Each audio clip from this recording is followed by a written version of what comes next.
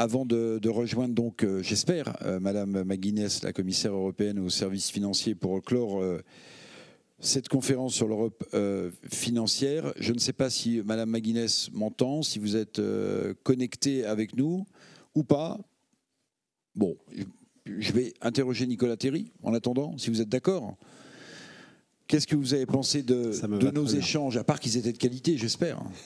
Non, c'était parfait. Je trouve que ça répondait bien aux questions et aussi aux choix qu'on doit faire. C'est-à-dire de mettre en évidence que le secteur bancaire, c'est pas une poche profonde, c'est pas, j'allais dire, quelque chose qu'on pourrait faire virer d'un coup, et qu'il est l'expression de choix collectifs. Et je voudrais peut-être commencer par ça, parce que finalement, on a beaucoup dit, les deux tables rondes étaient au service de la croissance, au service de la transformation verte et digitale, et on voit bien que à chaque fois, c'est une question de mobilisation d'un écosystème. Et je trouve que les approches sectorielles, alors vous avez peut-être trouvé bizarre qu'un président de fédération sectorielle vous dise il faut se méfier des approches sectorielles, mais j'en suis vraiment convaincu. C'est que le secteur bancaire, il est fondamentalement un auxiliaire de politique publique. Il est l'auxiliaire de la politique monétaire. Après, on se raconte plein d'histoires autour. C'est composé de gens formidables, de dirigeants extraordinaires et de tout ce que vous voulez. Mais fondamentalement, on est un auxiliaire de la politique monétaire et on est un levier, finalement, de transmission de la politique monétaire et d'allocation de l'épargne et du crédit, un commerce des promesses sur la durée.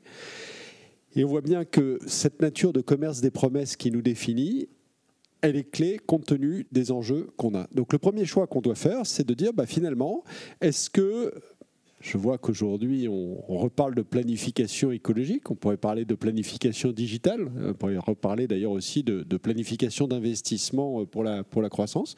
Eh bien, quel est le rôle du secteur bancaire dans cette planification globale?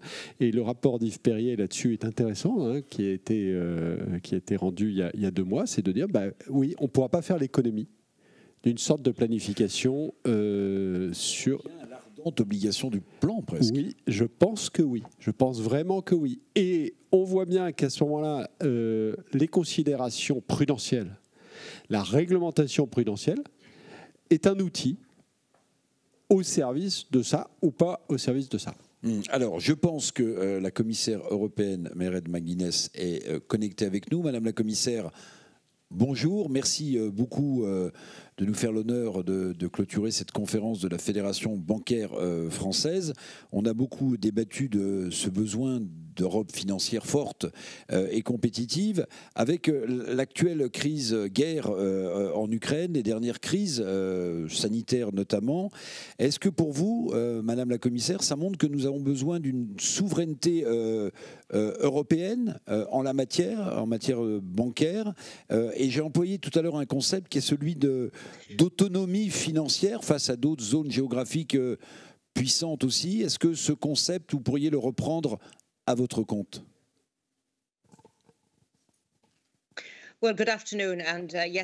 Oui, bonjour à tous. Oui, je suis avec vous en direct de Bruxelles. Il y a plusieurs choses.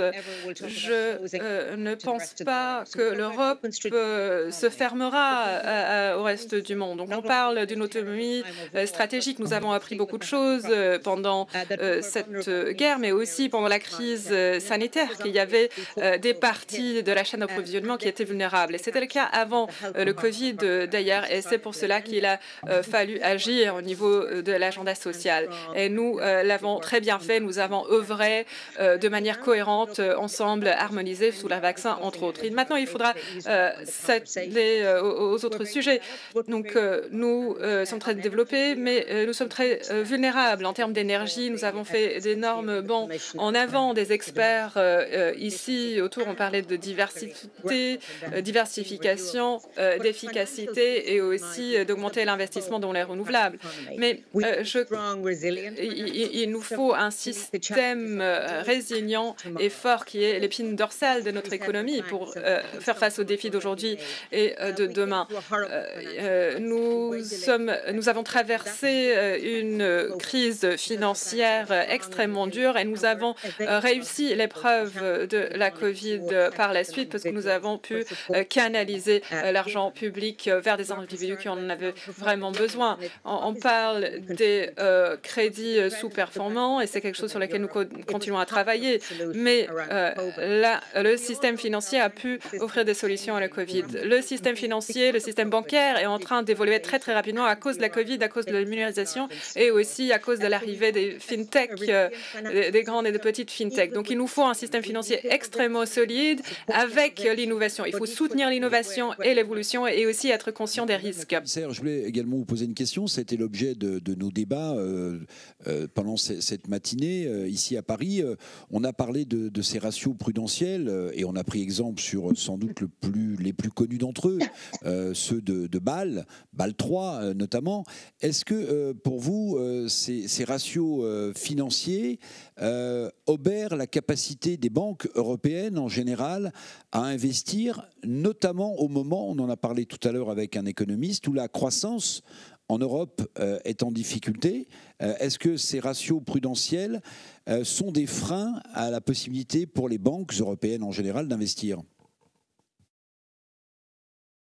Eh bien, il faut se rappeler qu'il s'agit des normes internationales et l'Europe fait partie de ce process, c'est-à-dire de la création et l'application de ces normes internationales. Il y a eu beaucoup de débats autour de Bâle 3, notamment autour de la question que vous avez évoquée. Est-ce qu'il y a un potentiel d'un impact négatif? Est-ce que ça va continuer à permettre aux banques à faire des crédits? Donc, j'ai quelques remarques là-dessus. Je me rappelle de la situation à l'époque. Mais il a fallu aussi mettre en œuvre le paquet de Bâle de façon fidèle, puisqu'on voulait à tout prix éviter une situation où les banques ne seraient pas capables d'atteindre ces règles, ces harmonisations. Mais il y a eu aussi une volonté politique derrière. Il fallait éviter une augmentation significative dans les exigences de capital. D'autre part, il y a aussi besoin d'un investissement dans l'économie durable que vous avez aussi évoqué. Ce paquet, j'ai rencontré le rapporteur au Parlement. Le Parlement continue à travailler là-dessus. Donc, les différentes législations vont travailler là-dessus. Maintenant, on parle de peut-être attendre avec la mise en œuvre. Moi, je ne pense pas que ce soit le cas. Je pense qu'il faut rester ferme en termes d'engagements internationaux. Il faut aussi rester conscient des conséquences imprévues ou non voulues. On veut que ces normes maintiennent leur efficacité dans la période de la relance post-Covid et aussi pendant la crise en Ukraine. De revenir, Madame la Commissaire, sur le rôle que les banques peuvent jouer dans la transition écologique et digitale, avoir votre point de vue, avoir peut-être la réaction de Nicolas Terry, le président de la Fédération bancaire française, à ce que vous venez d'évoquer et de dire, Nicolas Terry. First, many thanks, Commissioner. Happy to meet you. D'abord, merci beaucoup d'être parmi nous. Félicitations sur la proposition de la Commission. C'est un point de départ extrêmement intéressant pour nous. J'ai hâte de reprendre les discussions. Je pense que oui, il faut un standard international, c'est important. Mais nous n'avons pas de modèle standardisé. Et la grande difficulté, c'est de ne pas confondre la norme internationale avec la diversité des modèles. Et je pense que la discussion que nous devons avoir, c'est de dire qu'il y a un modèle européen de banque qui est infiniment plus intermédiaire qu'aux États-Unis, qui repose sur un engagement relationnel et le fait de garder les créances et les dettes, le commerce des promesses dans les bilans, et d'amortir, d'accompagner, d'innover pour réaliser cette transition. Et je pense que pour faire peut-être une synthèse entre la proposition de Mme McGuinness et celle de Mme Tinagli, le bon équilibre, c'est de trouver le bon équilibre entre la norme et le modèle. Et par exemple, on voit bien que nous avons un modèle de financement de l'immobilier résidentiel, nous avons un modèle de financement des entreprises non notées, un modèle de marché qui est distinct du modèle américain. Et il faut veiller à ce que le standard et la norme n'écrasent pas, ne dénaturent pas ce modèle qui a des externalités positives très fortes. On l'a vu dans le Covid, on le voit dans la protection des libertés publiques. Et je voudrais donner un exemple très concret sur notre modèle. Il y a des normes de conformité. Il faut connaître les clients, il faut justifier de l'origine économique des fonds. Le système bancaire contribue à un objectif de transparence et de conformité de toute la société. Quand il y a eu des sanctions financières, et bravo à la Commission pour la rapidité avec laquelle ces sanctions financières ont été prises contre la Russie, en 24 heures, toutes les banques, notamment françaises, les ont exécutées. Je ne vais pas rentrer dans les détails du nombre de comptes d'oligarques qu'il y avait dans nos comptes, mais je peux vous dire que c'était infiniment faible. Et quand on a appliqué ça à Coinbase et aux plateformes de crypto-actifs, il y avait 25 000 comptes. Et après, on trouve le moyen de dire « Ah ben quand même, hein, vive la liberté, les crypto-actifs sont un levier de liberté ». Voilà, et je pense que dans notre modèle, il y a la capacité à ne pas se raconter l'histoire et à regarder les réalités comme elles sont. Madame la commissaire européenne, ça c'est un point important. Et ici à Paris, on applaudit ce que vient de dire Nicolas Terry. Il y a une spécificité des banques européennes. Vous reprendriez à votre compte cette idée que vient de soulever le président Terry ?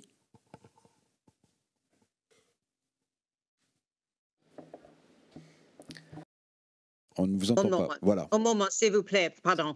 Can I just say that J'aimerais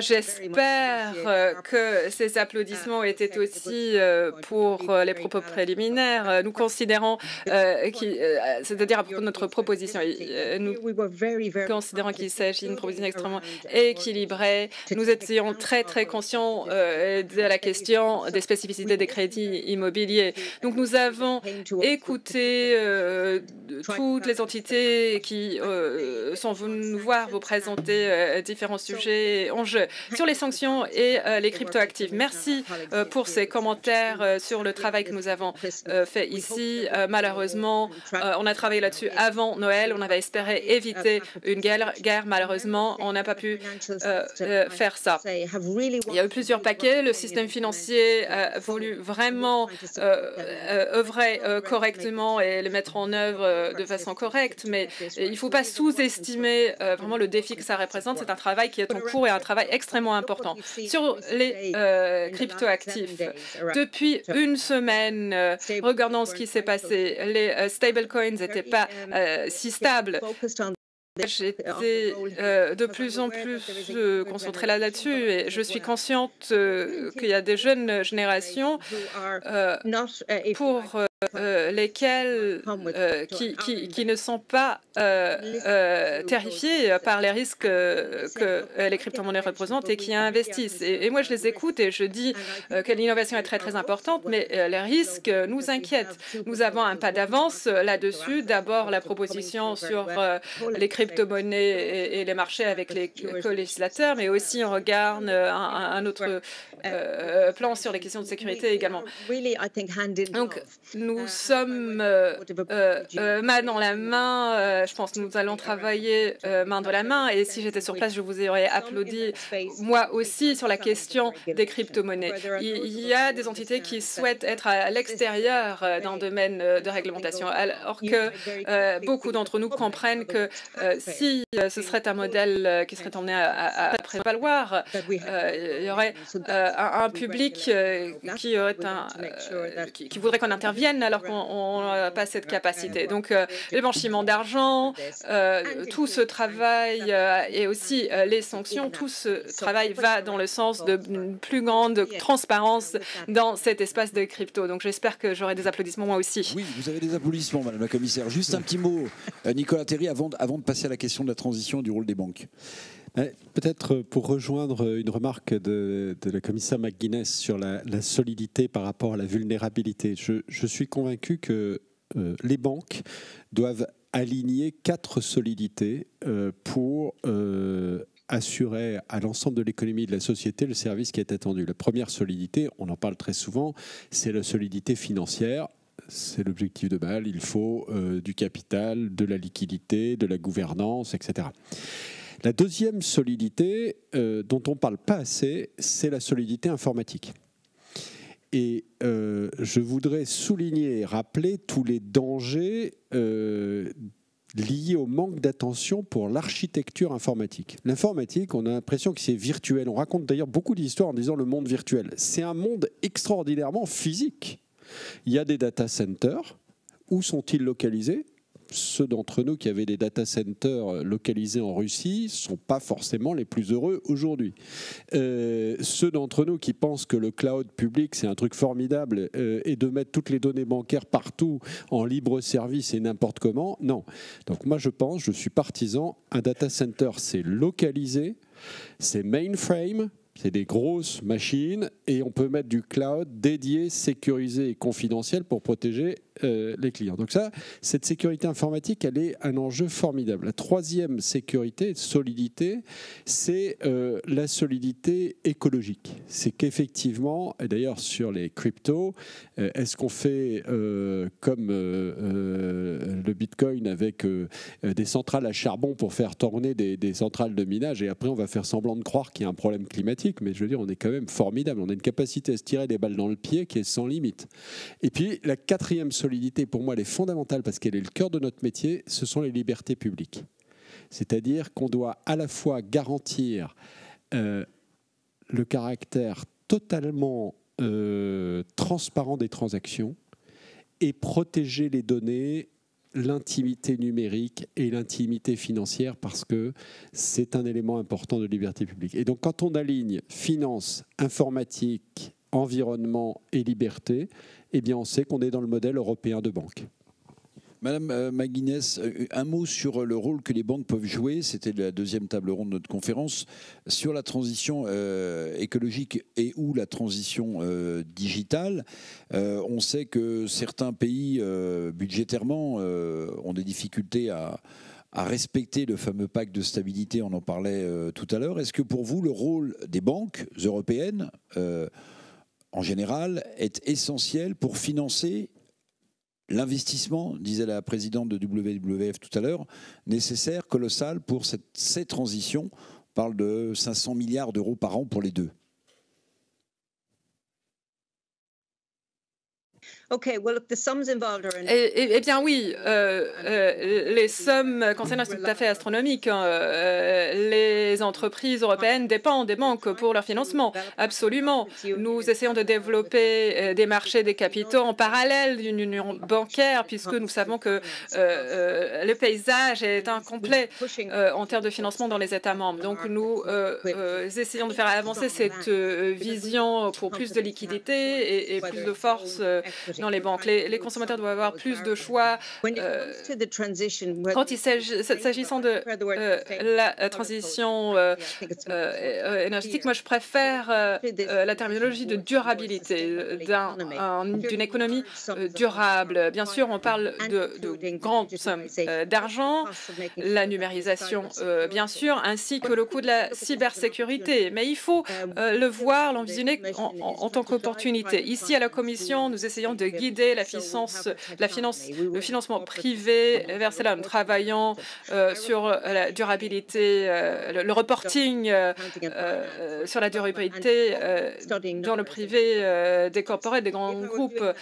Donc, moi, j'ai regardé beaucoup de chiffres. Si je le faisais maintenant, je regardais l'argent et aussi la durabilité. Il faut regarder les deux ensemble, les informations financières ainsi que les informations sur la durabilité. Il faut les mettre sur un pied d'égalité. Le défi pour nous sur les conséquences, les retombées de la guerre en Ukraine sont absolument énormes. Mais encore une fois, il y a une opportunité d'accélérer ce que nous allons faire de toute façon avec ce fonds atroce, en sachant que les banques doivent fournir le financement, mais il faut à la fois renforcer les marchés financiers. Donc nous avançons petit à petit, nous allons poursuivre ce processus. Nous espérons aussi dit que le président de l'Eurogroupe aura une feuille de route pour l'union bancaire. On en parle depuis très longtemps. La feuille de route n'est pas tout à fait finie, mais on va y arriver s'il y a un accord politique et si on peut résoudre un certain nombre de tensions qui existent entre les États membres.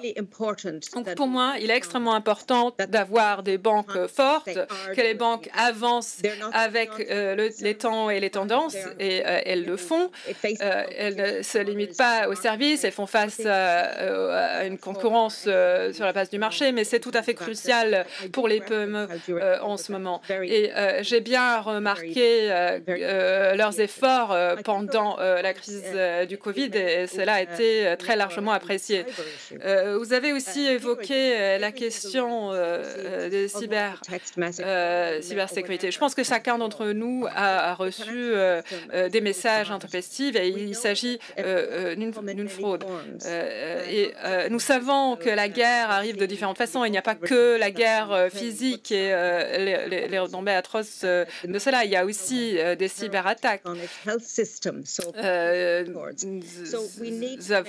Il y a eu des attentats sur l'infrastructure d'État. Donc il faut développer cette résilience partout. J'ai eu une conversation avec des élus locaux hier et l'un des élus a mentionné la question des espèces. Il était très concerné par le fait que le cash, l'argent liquide est moins disponible.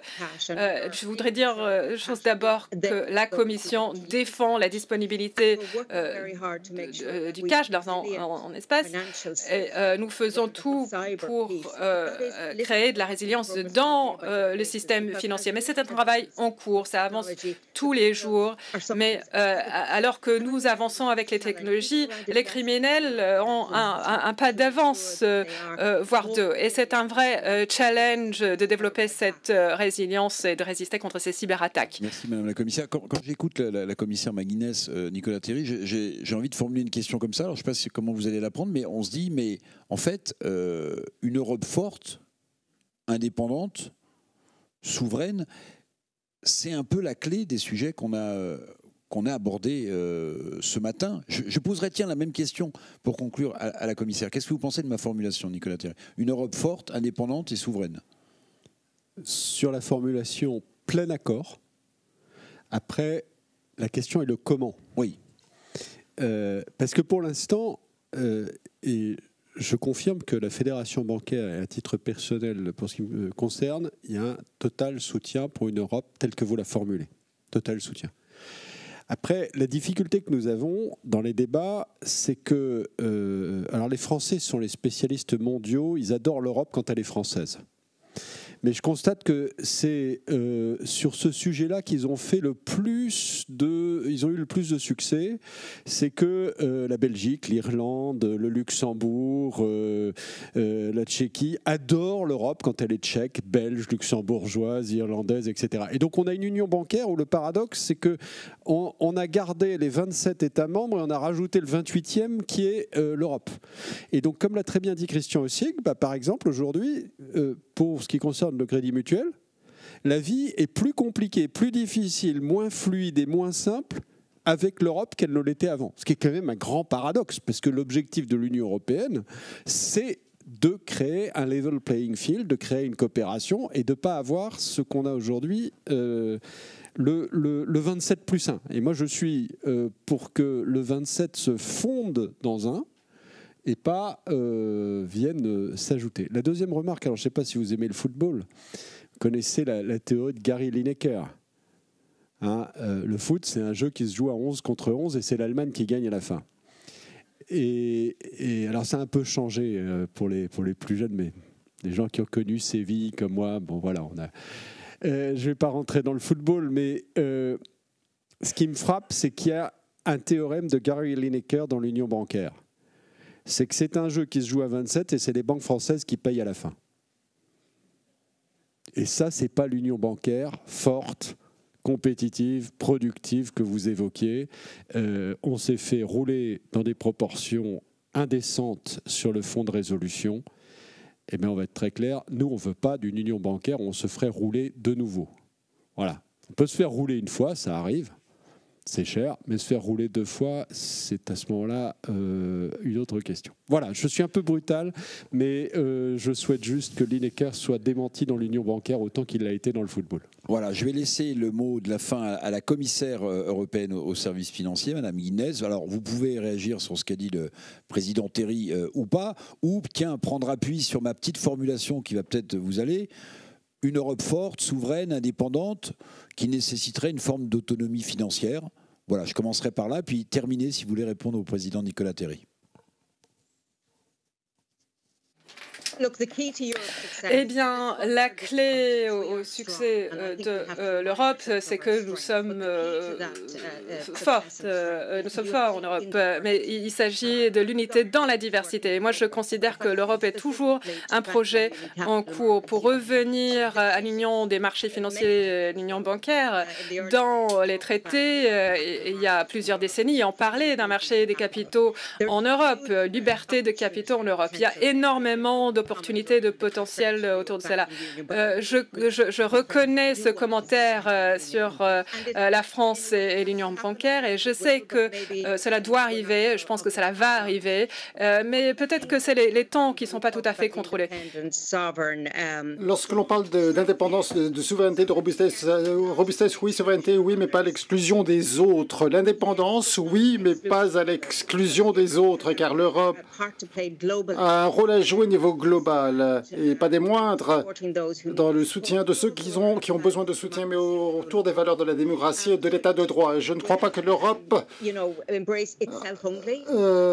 restera donc isolée, mais voilà, que ce soit le système financier, et j'analyse l'impact du Brexit et le besoin d'infrastructures plus robustes dans le U 2027 et prendre des décisions autour de cela, ou que ce soit la supply chain pharmaceutique ou le fourniture de puces. Nous ne sommes pas naïfs. Ça, c'est très important. Il faut comprendre que le monde est plus fragmenté qu'il ne l'était en janvier, malheureusement. Et nous recherchons des supply chains qui sont impactés par la guerre. Il faut analyser la situation. Il faut être très sensible à nos vulnérabilités. Et c'est ce que nous faisons et je pense que nous serons plus forts, sachant que c'est une période marquée par de grands changements et de défis pour les gouvernements autour de l'Union européenne, mais également une période marquée par des opportunités afin de finaliser certains domaines politiques sur lesquels nous travaillons toujours. Et l'élément clé pour nous, c'est que les citoyens soient avec nous, car c'est difficile avec l'inflation, les préoccupations, plus particulièrement pour les personnes les plus vulnérables et dans cette période de transition vers les renouvelables, etc. Et nous devons donc travailler fermement avec le Parlement européen et les États membres, et ici en interne, au collège, afin de faire les bonnes choses et donner les bonnes propositions, et conscient de l'importance du monde dans lequel nous vivons aujourd'hui. Je pense que peut-être, et je conclurai peut-être sur une note négative, c'est important pour nous de réaliser malheureusement que le système financier international sera impacté à moyen et à long terme de par ce qui s'est produit. Nous devons introduire des sanctions pour montrer notre désapprobation de ce qui se passe par rapport à la Russie, le soutien de la Russie et l'impact de ces sanctions qui vont augmenter. Il y aura des conséquences également pour le système financier international. Peut-être une conversation d'un autre jour, mais l'élément clé ici, il ne faut pas être naïf ici, développer notre robustesse et ne pas avoir de vulnérabilité ici. C'est adresser les vulnérabilités dans le système financier avec la coopération des parties prenantes, dont les banques. Et je pense que nous pourrons faire des avancées dans ce domaine. Merci Madame la commissaire européenne. Merci beaucoup d'avoir été en direct avec nous depuis Bruxelles. Merci à vous Nicolas Terry, président de la Fédération bancaire. Merci à Maya Attic de sa confiance et merci au service de com de l'AFBF d'avoir si bien organisé cette conférence. Merci Nicolas Terry. Si je puis me permettre, merci à vous. Je voudrais des applaudissements pour d'abord Eric, parce qu'il a fait applaudir tout le monde. Merci de m'avoir accueilli. Ah, c'est trop. Et puis surtout pour toutes les équipes de l'AFBF, du MEDEF et toutes les équipes techniques. Donc vraiment bravo à eux. May I say thank you from Brussels. Et merci au nom de Bruxelles. Au revoir. Commissioner, thanks.